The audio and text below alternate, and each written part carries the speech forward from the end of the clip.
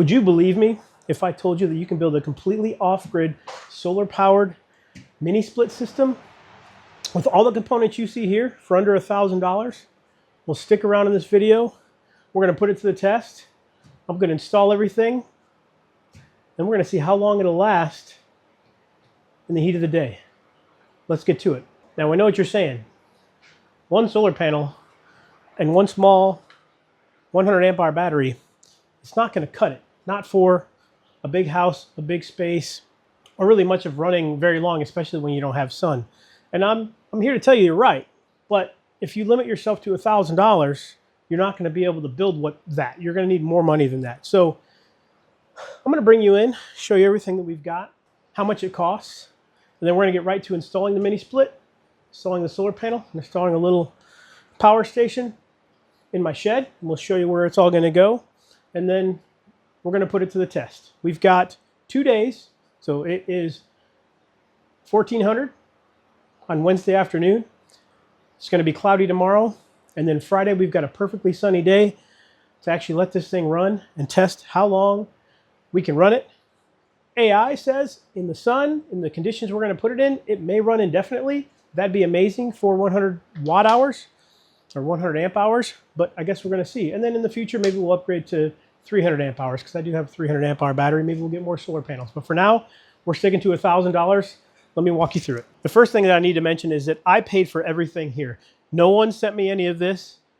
I was talking to one of these companies a while ago, but nothing came of it. No one sent me anything. And then when I went on to look at it, and it's actually this mini split, it actually ended up being the cheapest mini split that I can find. So I bought the cheapest mini split that I can find. We'll talk about the price here in a second. But Garvey had reached out to me and then they wanted to send me a roll-around unit. And I've already got 2 of those. So I bought their unit because it was cheapest, not because of any other reason. But again, all the rest of this I paid for.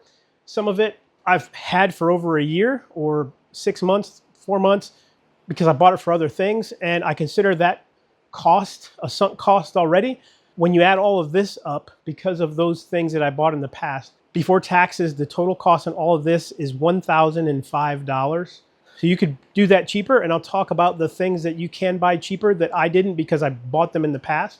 But you can buy some things cheaper and save some money. And based on calculations I did, you can get this down as low as around $800 or $850. So you can get a bit lower than $1,000 like I spent. Like I said, this is a Garvey mini split. It's a 9,000 BTU, very simple mini split.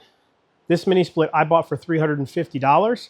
And if you go on Amazon right now, their Prime Day deal is $450. So that's a thing. It does fluctuate from $400 to $350, $450 to $350. If you look at their price history, you'll see it drop. I waited till it dropped to $350 and then I bought it. So this was $350. You can get the 12,000 BT unit for only $50 or $100 more. It's another like $25 to get the Bluetooth version. I didn't get the Bluetooth version because we really don't need it. Where this is going to go, you don't need to monitor it with Bluetooth. We'll show you where it's going, but this is going in the house. Well, not this, but this. So this unit will be installed in the house. So I'm going to walk through. This is going to be the first thing I install. But $350 on the air conditioner. Next is that solar panel. I bought that solar panel a while ago to do some other things with. So that's $170, 300 watt solar panel. It puts out about 15 amps. So a 300 watt solar panel is good for this setup. AI says it's good at least. You could buy a 200 watt solar panel. So 200 watt solar panel is going to save you about $70. You can get a 200 watt kit. Sometimes it's 2 100 watt panels for closer to $100. So that already could save you $70 right there if you're only going with 2. If you want to run it all the time, you definitely want 3 or 4 of these panels. So 3 or 4 of these panels is really, especially if you're trying to cool a bigger space or you're trying to make it even colder than what I'm going to do, you definitely want a bigger panel or more panels. And we'll talk about the other amperage and wattage as well. So the next thing is this breaker. So this breaker costs $30. You can probably get them, I think, for half price if they don't have these little leads on them, or you could get a different breaker. But I thought this is made to go outside as well. This is not going to be outside. This is going to be inside the shed, but it's a good little unit. I bought it. I bought the more expensive-ish one because I really wanted the nicer unit. And then we got this entry gland So this entry gland is going to be on the outside of the shed behind the solar panel where I'm going to mount it at. And then it's going to go into the shed. This entry gland cost $24, so 24 bucks for that. You can buy some, you can find some cheaper ones. You could buy, I think these are less than $10 just for this gland, and you can run wires straight through if you've already got some wires. So, which I could have done that because I've got some wires, so I probably could have gotten away with it, but this is nicer. It's all already done for me. The next item is the 2,000 watt inverter. So this 2,000 watt inverter costs $149.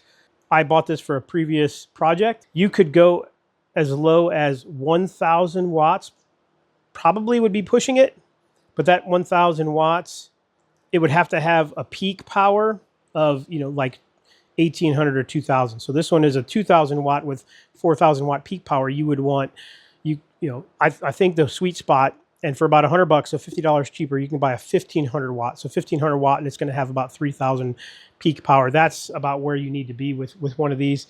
So you could save another $50 here. Charge controller, you could save money as well. This is a $65 charge controller. It charges at 50 amps, so I wanted a higher amperage charge controller.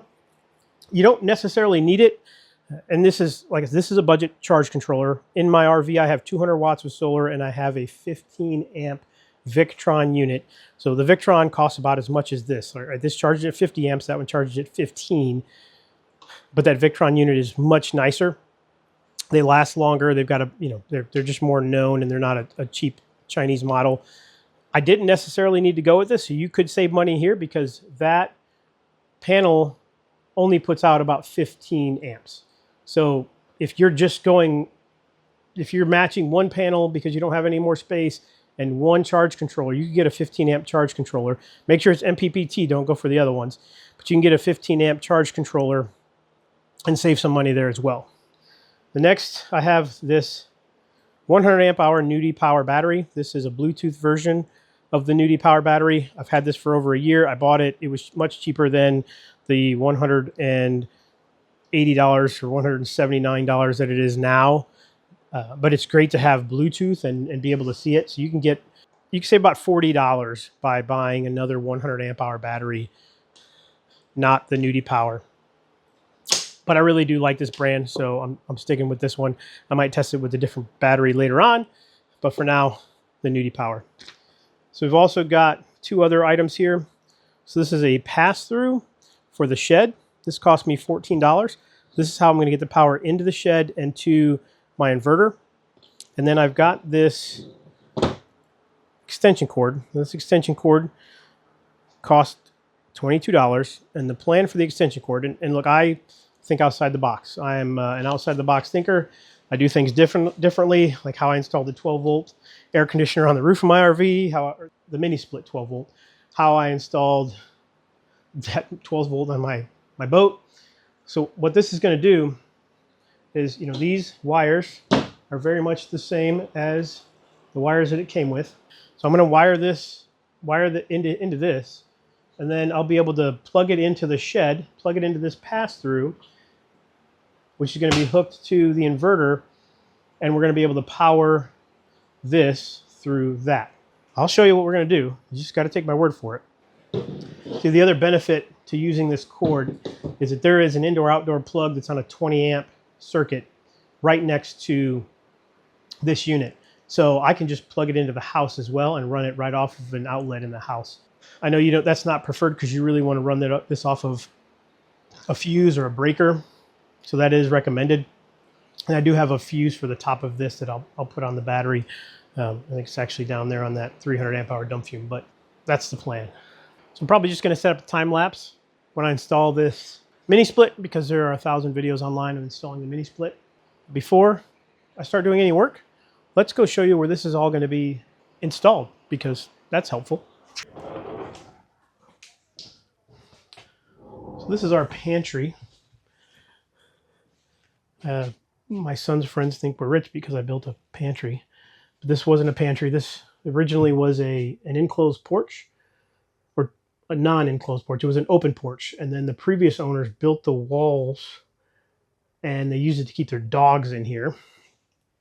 I got rid of the door and actually took this door and put it on the shed, and then we put in this barn door Just recently I added a tiny, not a lot, but just a tiny bit of insulation because there was zero insulation, just this plastic paneling. And then we did raise the floor so that these floors are the same height because we did LVP through the entire house.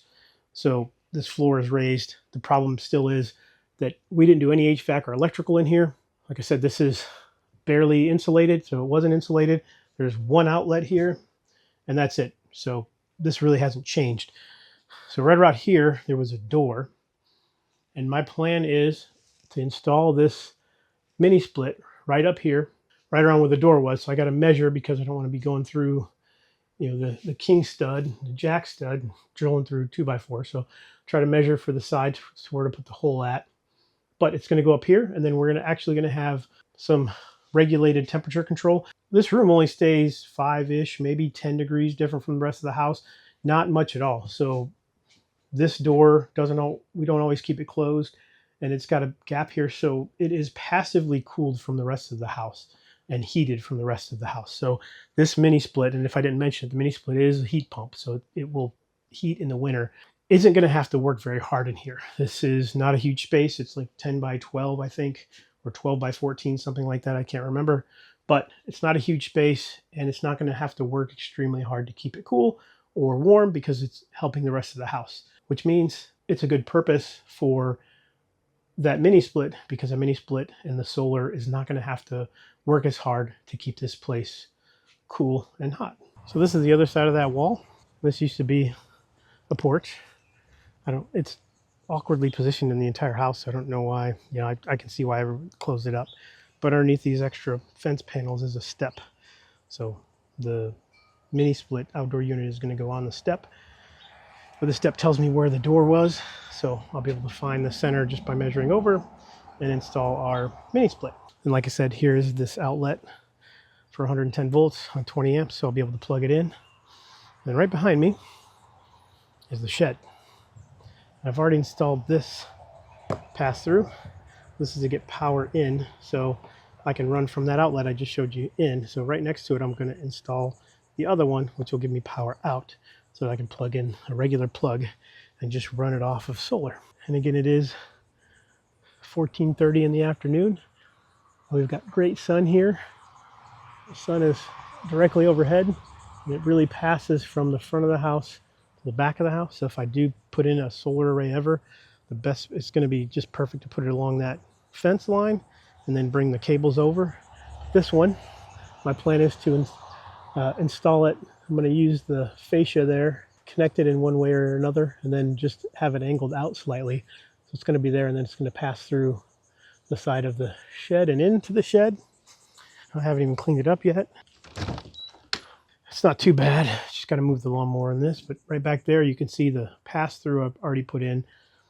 And right next to it I'm going to put the other pass-through, and right there I'm going to build a little panel. So I've got some wood laying around here. I'll build a little piece of wood and probably I think I've got an angle bracket or something. I'll build a little tray for the battery, and I'll mount the inverter to the wall so it'll all be able to plug in right there and just be nice and neat little unit right there, able to do what we need to do. So it's going to be pretty simple.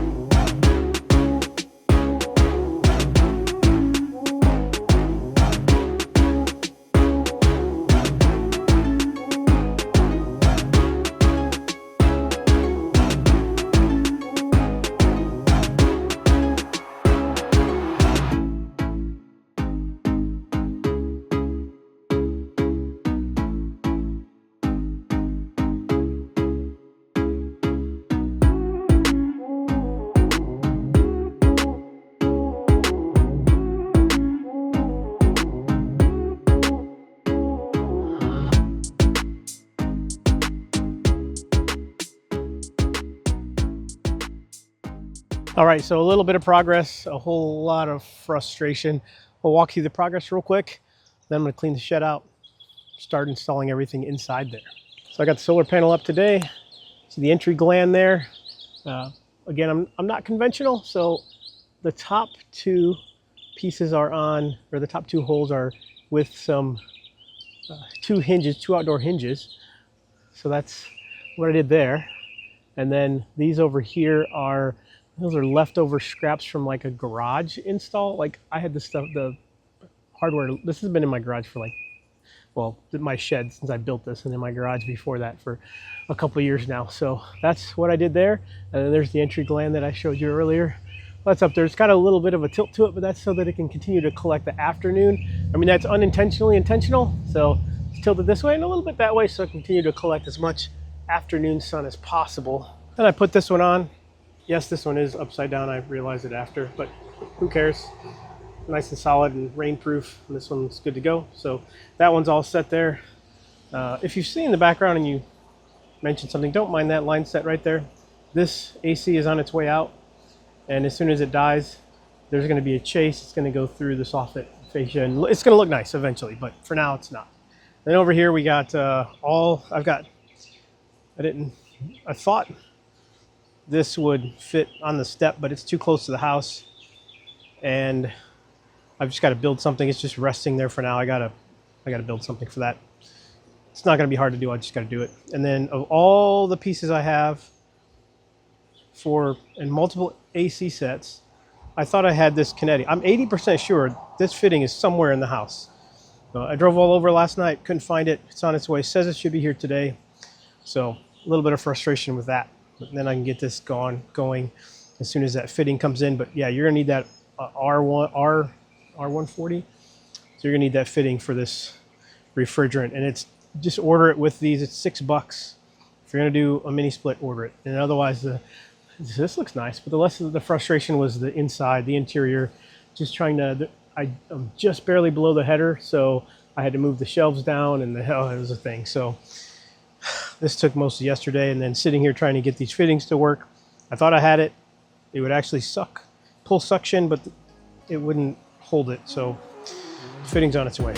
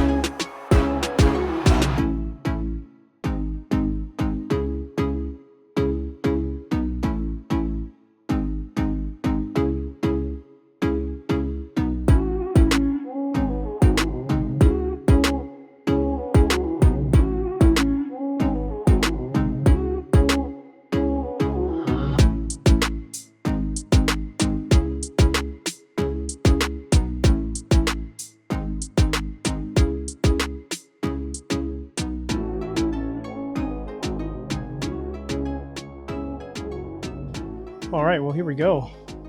It's all powered up. Well, not powered up. The battery is running to everything. I don't have the inverter on right now, and I haven't flipped the breaker. This is temporary. I want to move these wires somewhere else. If I decide I want more solar on here, I don't want to tie myself down quite yet, but I guess I can power up this breaker. It says we're getting 22.7 volts. Oh, just reset. What do we got? 22.7 volts and 13. So we're actually even pushing to the battery, 1.3 amps. The battery doesn't need that much. The battery's at 81%. One thing I am missing, I have not put the fuse on. So Not a big deal right now because I don't have anything hooked to it. It's just charging, but I'll go grab the fuse, put that on, and then we'll basically be ready to go. For this one, no, it's not going to fit. So I got to switch this out, and then we'll be all set. So far, so good. Improvements have been made. This fuse is a little oversized. It's 200. I'm going to order a 100 for it. Should definitely be a 100 with this battery. I switched out the 30 amp RV style plug for this heavy duty monster right there. Should be good on the pass through. This thing keeps, I don't know if it's sunny outside, so yeah, there we go. It says 13.3 volts. It says the battery's only 84%, but here it says we're at 99%. So maybe there's a setting. I'll look into that. It could be putting out a load as well. So if I wanted to put some lights in here, some 12 volt lights, I could do that. I could, well, I don't know if it's putting out enough, but you know, if this video gets enough views and you guys want me to, let me know and I'll put this 12 volt air conditioner, I'll mount it outside and I'll put it up here somewhere, bring in some AC in here, and then maybe I'll get some of that spray foam insulation and the DIY stuff, see if I can make this garage not sweaty because I am smoking up in here. So this is done. Again, improvements I could use is, like I said, this fuse, maybe even a breaker panel for this. So maybe a small panel with 30 amp service or something to plug that into. And then even a bus bar. So if I'm going to expand this, I definitely need a bus bar. That's it for now. As soon as that fitting comes in, I will evacuate. It is officially connected. I'll talk about it later in the video, but I went through a lot with that air conditioner. But to call my wife and tell her to go ahead and flip the switch on. It's 4:30 in the afternoon, 16:30 for the rest of us. So we don't got a lot of sunlight left, so I think it's mostly going to be a battery test, see how long it might run that unit. But let's go ahead and give it a shot. Oh, hold on, let me give it power. All right, so it should have beeped. I did hear it beep. Yeah, go ahead and turn it on. Yeah. Is it on? It's on at 72 degrees. All right, let it run, please. See how this is doing. Let me do what? Just let it run. That's all. Good. It's on, and I can feel it going in my face. See, we're producing 0.9 amps and 22 volts, 800 watts. So we got 200 watts of loss, maybe less than that. So right now we were at about 600 watts, so we're at 760 watts coming from the inverter, and it hasn't even pushed the inverter too hard to make a noise. So you could probably run 2 ACs on this one, of these types of ACs. So 61 amps, and it says that the current usage we have 1 hour and 36 minutes until empty. So we'll have to see if that 1 hour and 36 minutes on a more sunny day during the middle of the day will be helpful at all. Because this one's 17 volts. It did say 4 amps. It flipped over a second ago. 4 amps. So it's pushing 4 amps. So we will see if it only lasts 1 hour and 12 minutes. Like I said, it was 4:30, almost exactly when I started this test. This is pulling 1,000 watts, 990 watts. There it goes. Yep. So we've ramped up to 1,000 watts and 85 amps. This battery only has a 100 amp BMS, so much more than that. It's going to be, we're going to test it. We're going to give it a good test. I'll go look at the AC and feel it in the house, see what the temperature's at. So this thing is cooling down. It was in the RV, so it's not quite 80 degrees in here. It could be close because the rest of the house is set at 77 degrees right now. That's what my wife keeps it at during the day, and we seem to do all right. It is probably about 80 degrees in here. I have it set for 72. I did just turn it down to eco mode. So now it is down to eco mode and 72 degrees. And I'll see if I can read the battery from here. I cannot, so we'll go ahead and check on that battery. But 72 degrees, eco. I'm gonna close this door and we'll see if it drops the temperature in here, because it should. This is a small room, like 12 by 12, I think. And here's our outdoor setup. I probably need to extend this cable. I wanted to keep it as short as I could for all the purposes that we know are required. So we have 1 hour and 36 runtime, back down to 700 watts and 57 amps of current. So eco mode is quite a bit less. Not quite half, but quite a bit. So we're just gonna let it run. While that test runs, if you do notice that it actually says Garvey on the front, not their little G home symbol. Yeah, so I was 1000% sure I ordered a 115 volt unit. This is just me being transparent, coming clean here. I was 100,000% sure because I've been looking at them. I had them in the cart. I don't know, something at the very last minute. My order got switched. Must have been me because it says it's 240 to a 240 volt unit. Yeah, I had to hook it up to one of these real quick and pull the power down. Now it's on Facebook Marketplace, trying to make my money back. But yeah, that was a big, you know, when you eat crayons and drag your knuckles, things like this happen. This one seems to be working fine. Installation was way quicker, and it's not pulling a lot of power. So yeah, this one panel is all it's doing, and it's, you know, it's shaded quite a bit. The sun is there and the panel's there, and you know, there's the shade for that. So like if it was back here, all the way back against the fence at an angle, that would be perfect. And a couple of these, so that's the future. We'll start scaling up. You know, if I could run this just on solar and this inverter, that'd be great. As you see, we're at like 700 watts, and that's with the inverter loss. So if I got a few of these panels and if I got 2 more of these panels, that's 900 watts. We should run this during the day, so it should be fine. But we'll see. We'll run some more tests after this video, but this is going to be the basic test. We'll run it tomorrow. See in the middle of the day, sun directly overhead, what we get. See if that changes anything. And then we'll see how well this Garvey holds up, but so far so good. Literally walked in the house and into this room, and we're already at 74 degrees. If this gets down to temperature and holds temperature, then we may even get more time out of this battery. And if I set this for 75 or 77, if I set this to the same temperature as the rest of the house, then it's going to last even longer. But I think we could keep it a little bit cooler. This air conditioner will spill a little bit of its magic out into the kitchen and the rest of the house. And I guess we'll see how it does. But yeah, this indoor unit had to be changed too. Oh, that was a trip. Like I said, it may have been seconds to you, but it's been an entire week since I installed this thing and did everything else. So let's keep at this test. It's been 50 minutes, so just under an hour. Came in here a minute ago. This was at 68 degrees. That's the garage right now, so not far on the through 2 walls there. The garage is 93 degrees. 96 out in the RV that doesn't have any, it's just off right now. It's still kicking, 72, 69. It's been 50 minutes. So I just want to show you that it is cooling well, and it's gotten it down to temperature. I'm gonna go outside and see how that battery is looking. So right now, the inverter is only pulling 270 watts. It was down about 70 watts a minute ago. It got down to almost 100 watts. 270 watts. 260 is what the battery says it's pulling. So this might catch up since I just jumped there a minute ago.